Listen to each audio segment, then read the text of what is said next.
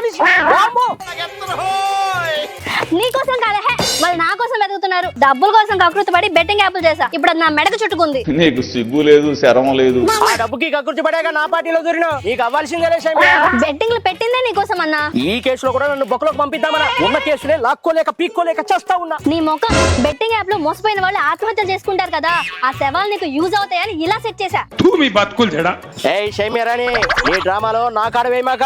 నాకు ఎప్పుడు శవాలు కావాలన్నా మా చిన్న సైకో అవినాష్ గారికి ఒక్క మెసేజ్ చేస్తే చాలు, ఎప్పటికప్పుడు ఫ్రెష్ శవాలు డోర్ డెలివరీ చేస్తాడు.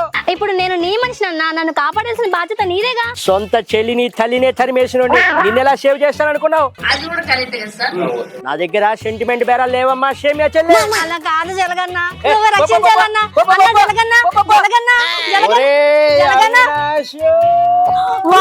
అవినాష్ బాబోయ్ అట్లుంటది మనతో.